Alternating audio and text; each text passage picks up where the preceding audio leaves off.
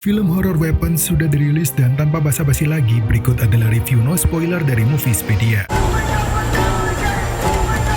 Opening film dibuka dengan narasi dari perspektif orang pertama yang sebenarnya sudah diungkap juga dalam cuplikan trailernya. Hanya saja meskipun terlihat sepele, namun narasi dari sudut pandang orang pertama ini bisa dibilang menarik karena turut mengajak penonton untuk ikut terlibat mendengarkan dengan seksama soal kesaksian si narator mengenai kejadian yang dialaminya. Karakter yang dilibatkan dalam film ini bisa dibilang sederhana, yaitu hanya ada guru, kepala sekolah, murid, orang tua murid, lalu antagonis utamanya. Sementara itu untuk side karakter atau karakter pelengkap, ada pecandu narkoba dan juga polisi yang mendapatkan porsi cerita cukup lumayan, tetapi lebih dimunculkan hanya untuk mengatur dinamika filmnya supaya nggak membosankan dan ada sedikit unsur kelucuan. Dari sisi premis cerita juga sekilas sederhana, ya seperti misalnya aja premis ceritanya soal bagaimana seorang guru perempuan dituduh bertanggung jawab soal hilangnya hampir seluruh murid di dalam kelasnya, meskipun di sisi lain dia berusaha untuk membuktikan bahwa bukan dialah yang bertanggung jawab. Nah, sisi intriknya sebenarnya ada di sini teman-teman, yaitu soal motif dan pelaku sesungguhnya dalam film ini yang dari pertengahan hingga akhir baru sedikit demi sedikit di-spill atau diungkap. Well, film horor ini nggak bisa disamakan ya teman-teman dengan film horor pada umumnya karena menggunakan pendekatan alur cerita yang berbeda, yaitu maju dan juga mundur. Selanjutnya dari sisi teror yang diberikan juga sangat berbeda, yaitu jika biasanya teror mengerikan di film-film horor terjadi di malam hari, lalu ada petir dan juga hujan. Nah, di dalam film kali ini justru terjadi sebaliknya teman-teman, yaitu terornya berada di siang hari dan di tempat yang terbuka. Berikutnya bisa dibilang kalau kita ngomongin soal musik yang biasanya menjadi andalan untuk menakuti penonton atau menimbulkan atmosfer horor. Nah, kalau di dalam film ini bisa dibilang cukup klasik, yaitu musik dan efek suara mengagetkan hanya dimunculkan untuk adegan yang benar-benar dianggap klimaks atau puncak dari terornya. Nah, yang gak kalah gila, film ini juga turut menampilkan beberapa adegan menjijikan dan meskipun sebenarnya gak serem-serem amat karena belakangan diketahui ini bukan teror murni dari hantu, tetapi ada unsur yang sayangnya gue gak bisa spoiler. Dengan kombinasi thriller, ada sedikit slasher, dan sedikit unsur horor, maka film ini bisa dibilang memberikan elemen yang fresh untuk bisa ditiru oleh film-film horor lainnya. Dan bahkan menurut gue harusnya di Indonesia bisa meniru bagaimana film ini akhirnya mengemas sebuah unsur budaya tertentu di luar negeri yang sebenarnya di Indonesia adalah sebuah hal yang kita semua pasti dengan mudah mengerti konteksnya. Nah, sayangnya terlepas dari sejumlah kelebihannya, film ini juga punya beberapa kekurangan, yaitu motif dari antagonis utama atau dalangnya mengapa dia mengincar anak-anak ini yang belum terlalu jelas, meskipun sebenarnya sempat sedikit disinggung soal dia memilih anak-anak karena menganggap eksperimennya dalam tanda kutip dengan orang dewasa yang dia anggap belum bekerja dengan maksimal untuk menyembuhkannya. Kekurangan berikutnya soal film horor unik ini adalah kurang mendapatkan sentuhan marketing yang bombastis, sehingga sayang jika dengan semua potensi yang ada banyak orang yang belum nonton secara langsung. Dari skala 1-100 film ini gue nilai 90.